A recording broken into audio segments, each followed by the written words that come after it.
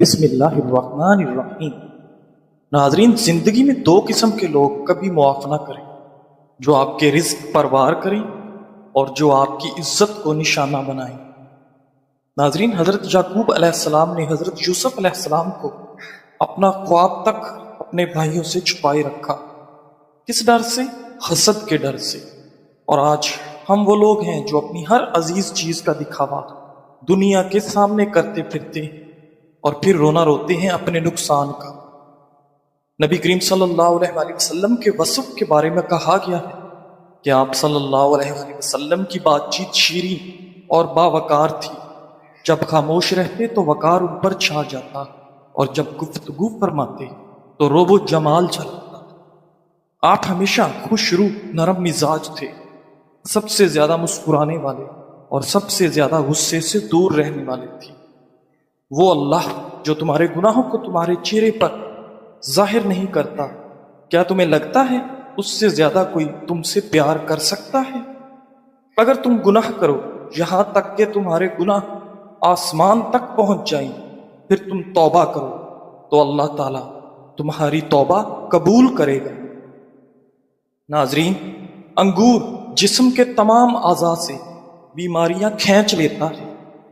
جن لوگوں کا معدہ اکثر خراب رہتا ہے ان کے لیے انگور کا استعمال نہایت مفید ہے۔ ناظرین، ناخنوں میں پلاہٹ ظاہر ہونا اس بات کی علامت ہے کہ آپ کے بدن میں خون کی کمی ہے۔ سونف والا دودھ رات کو سونے سے قبل پی لو، آپ کا رنگ گورا ہو جائے گا۔ پانی کم پینے سے ہاتھ، پاؤں اور ہونٹ کالے رہتے ہیں۔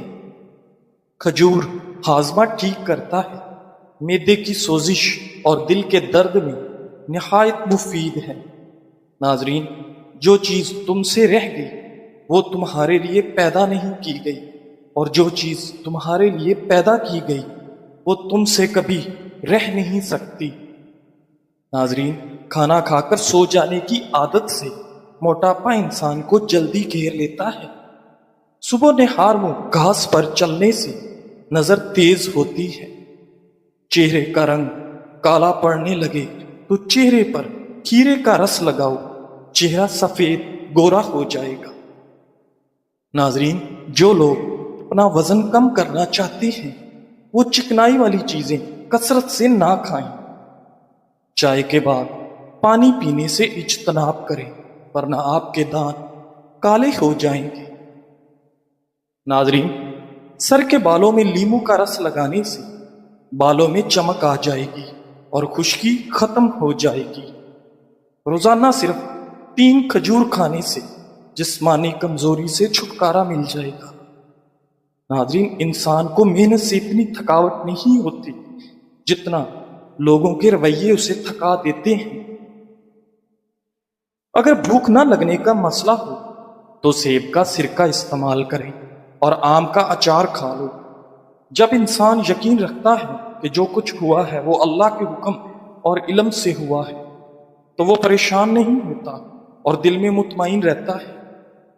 صبح چہل قدمی کیا کرو، یہ دل کی دھڑکن کو نارمل رکھتا ہے اور دل کی بیماریوں سے بچاتا ہے۔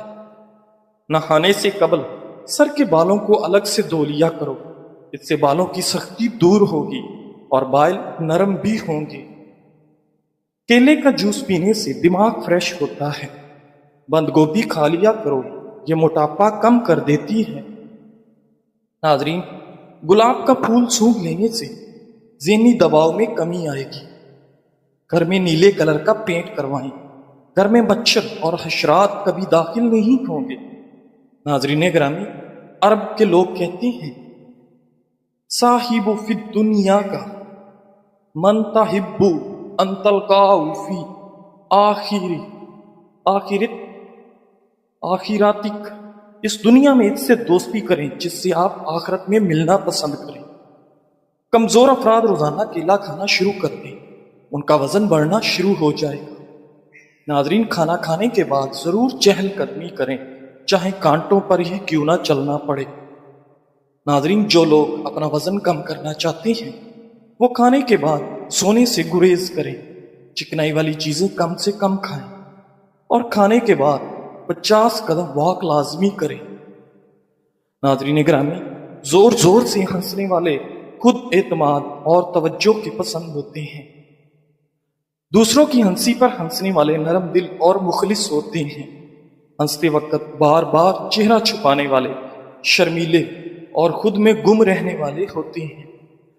आंखों में चमक के साथ हंसी असल खुशी की अलामत है।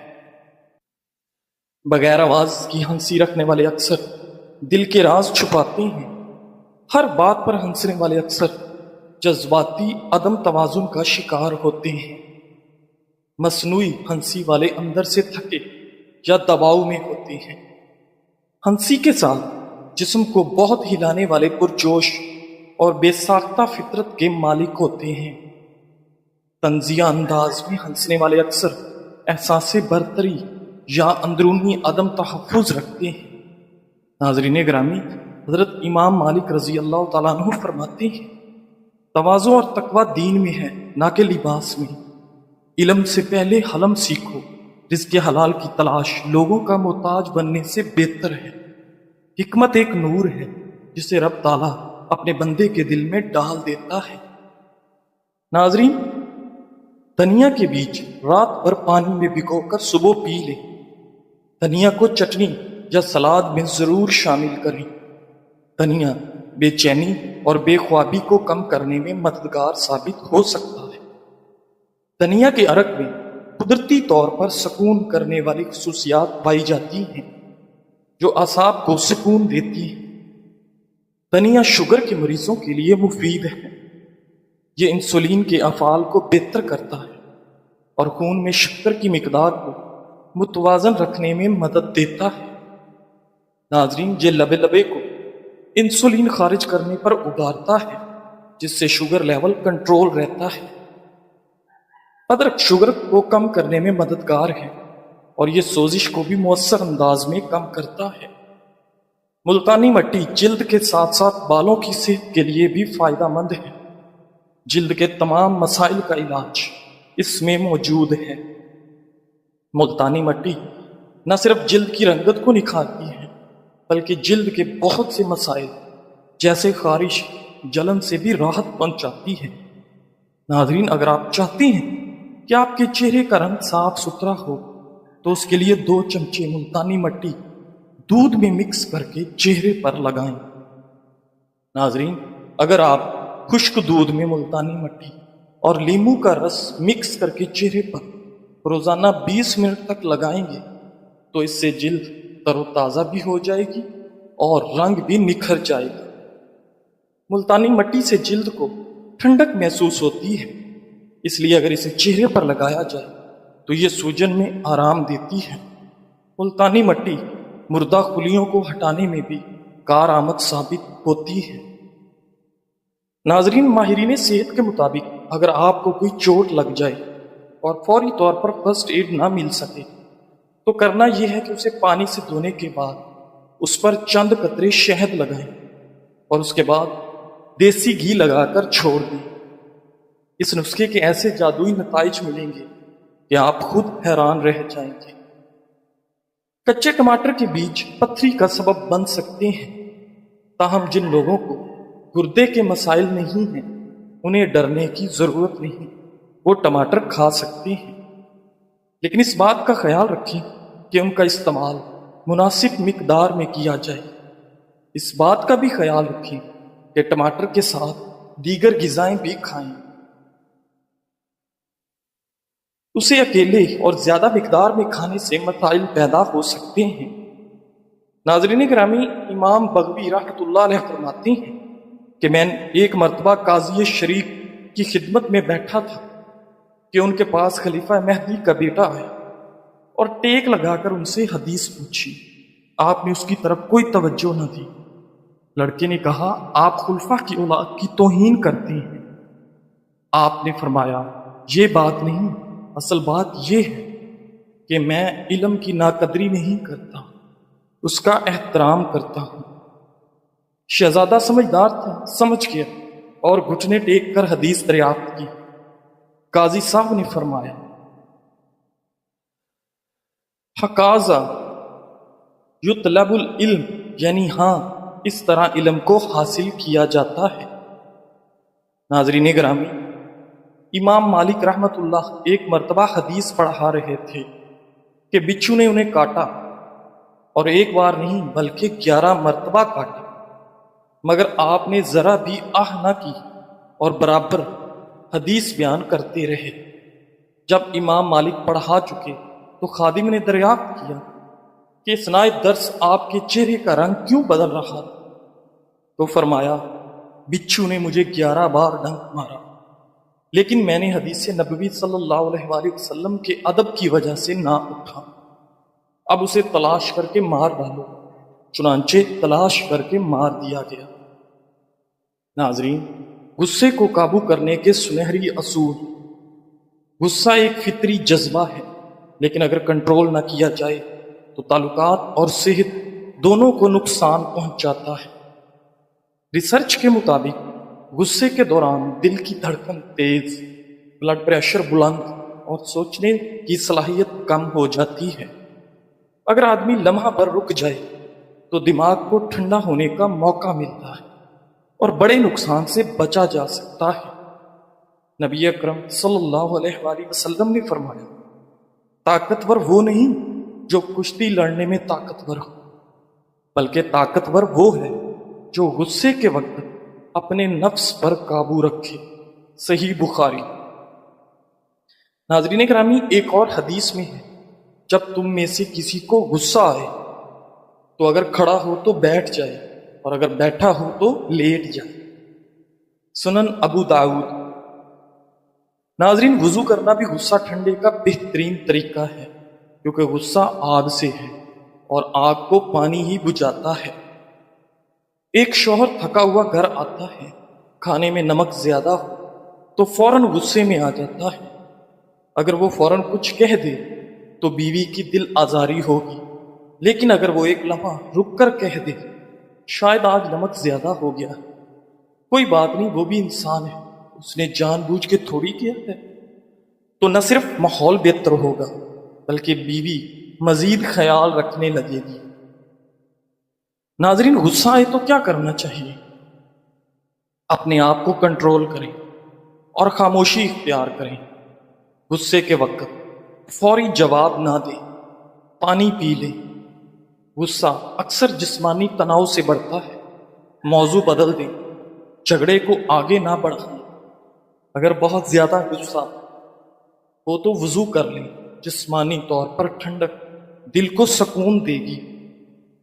سانس کی مشق کریں، 10 سیکنڈ تک گہری سانس لے کر چھوڑیں، جگہ چھوڑ دیں، بعد میں بات کریں۔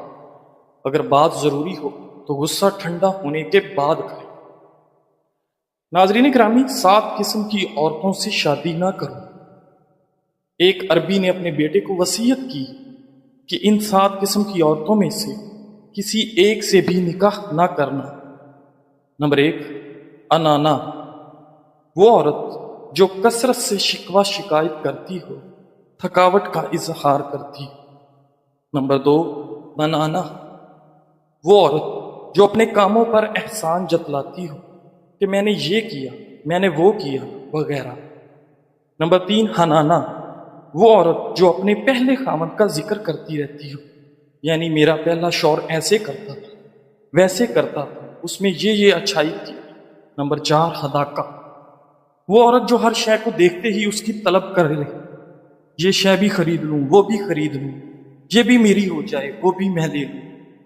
نمبر 5، براکہ، وہ عورت جو ہر وقت بناؤ سنگار میں لگی رہتی ہو، جس کا اکثر وقت منہ صاف رکھنے اور کپڑے تیار کرنے میں گزرتا ہو۔ نمبر 6، شداکہ، وہ عورت جو سخت کلام ہو، جس کا زبان کڑوی ہو، جس کا لہجہ سخت ہو۔ اور نمبر 7، کنانا، وہ عورت جو ہر وقت اپنے باپ کی تعریف کرتی ہو، میرا باپ یوں تھا، میرے ابو یوں کرتے تھے، یہ کرتے تھے، وہ کرتے تھے۔ بہترین عورت وہ ہے جو اپنی عادات و اطوار، خاص طور پہ اپنے ماں باپ کے خاندان کے طور طریقے بھلا کر آئے۔ عیون الاخبار میں خالد بن صفوان کا قول منقول ہے، من تزوج امراتن پر فلیتزو وجہ عزیزتن فی قومہا ذلیلتن فی نفسہا، جو کسی عورت سے شادی کرنا چاہے تو وہ اس عورت سے شادی کرے جو اپنی قوم میں عزت والی اور اپنے آپ میں ذلت والی ہو، یعنی لوگوں کی نگاہ میں انتہائی معزز ہو اور خود عاجزی و انکساری کرنے والی ہو، خود پسندی میں مبتلا نہ ہو، مالداری سے متکبرہ نہ ہو، اعلیٰ حسب و نسب پر فخر کرنے والی نہ ہو۔ الغرض عورت کو ساری دنیا کے سامنے عزت والی اور شوہر کے سامنے عاجزی کرنے والی ہونا چاہیے۔ ناظرین گرامی، اگر اللہ تعالیٰ نے آپ سے وہ کچھ لے لیا جسے کھونے کا تم نے کبھی تصور بھی نہیں کیا تھا، تو یقیناً وہ بدلے میں کچھ ایسا بھی عطا کرے گا جسے پانے کا تم نے کبھی سوچا بھی نہیں ہوگا انشاءاللہ۔ اللہ ہمارے غموں اور پریشانیوں کو سمجھتا ہے اور ہمیں اپنی رحمتوں سے نوازتا ہے۔ مایوس کبھی نہ ہونا، جن کے لیے مشکلات زیادہ ہوتی ہیں ان کے لیے رب کی محبت اور انعام بھی زیادہ ہوتے ہیں۔ ہمیشہ امید اور بھروسہ رکھنا، کیونکہ اللہ ہمارے صبر اور ایمان کو آزما کر ہی ہمیں بہترین انعام اور اپنے فضل سے نوازتا ہے۔ ناظرین، ایک استاد نے ہر طالب علم کو ایک غبارہ دیا جسے اسے پھلانا تھا، اس پر اپنا نام لکھنا تھا اور اسے صحن میں پھینکنا تھا۔ نام لکھنے کے بعد استاد نے پھر تمام غباروں کو ملا دیا۔ اس کے بعد طلبہ کو اپنا غبارہ تلاش کرنے کے لیے 5 منٹ کا وقت دیا۔ کافی تلاش کے باوجود ان کا غبارہ کسی کو نہیں ملا۔ اس موقع پر استاد نے طلبہ سے کہا کہ وہ پہلا غبارہ لیں جو انہیں ملے اور اسے اس شخص کے حوالے کریں جس کا نام اس پر لکھا ہو۔ 5 منٹ کے اندر سب کے پاس اپنا اپنا غبارہ تھا۔ استاد نے طالب علموں سے کہا، یہ غبارے خوشی کی طرح ہیں، اگر ہر کوئی اپنی خوشی کی تلاش میں ہے تو ہمیں یہ کبھی نہیں ملے گی، لیکن اگر ہم دوسروں کی خوشیوں کا خیال رکھیں گے تو ہم اپنی بھی خوشی تلاش کر لیں گے۔ ناظرین گرامی، بعض اوقات اتنی شدت سے نزلہ ہوتا ہے کہ ناک اور آنکھوں سے پانی بہنے لگتا ہے، اس کے ساتھ ساتھ چھینکیں بھی بہت زیادہ آتی ہیں اور مریض کوئی کام بھی نہیں کر پاتا، اتنی زیادہ تکلیف ہوتی ہے۔ ایسی صورتحال میں 5 عدد لونگ اور 1/4 چمچ خشخاش کو پانی میں اچھی طرح جوش دیں اور پھر اسے نیم گرم حالت پر آنے دیں۔ اب اس میں شہد ملا کر اس پانی کو نوش فرما لیں۔ اس قہوے کے 2 کپ پینے سے ہی بہتا ہوا ریشہ اور چھینکوں کی کثرت دور ہو جائے گی اور آپ خود کو تندرست اور توانا محسوس کریں گے۔ ناظرین گرامی، کسی کو کچھ دینے میں حد سے نہ بڑھو، ورنہ یہ حق بن جاتا ہے۔ اگر آپ اپنی وسعت سے بڑھ کر دیتے رہیں اور سخاوت کو دوسروں کے لیے معمول بنا دیں تو وہ اسے احسان نہیں بلکہ اپنا حق سمجھنے لگیں گے۔ اصل سخاوت وہ ہے جو اعتدال میں ہو، جس سے آپ کا دل بھی ہلکا رہے اور دوسرا شخص بھی خوددار بنے۔ زندگی کے راستے ہمیشہ ہموار نہیں، کہیں کانٹے ہوتے ہیں، کہیں اندھیرے اور کہیں تھکن کا احساس، لیکن اگر دل میں رب پر یقین ہو تو ہر رکاوٹ ایک سبق بن جاتی ہے اور ہر اندھیرا روشنی کی طرف لے جانے والا راستہ۔ ناظرین، کبھی کبھی بس اتنا کافی ہوتا ہے کہ آپ ایک لمحے کے لیے رک کر مسکرا دیں اور رب تعالیٰ کا شکر ادا کریں کہ وہ آج بھی ہمیں توفیق دے رہا کہ ہم آگے بڑھ سکیں۔ جزاک اللہ۔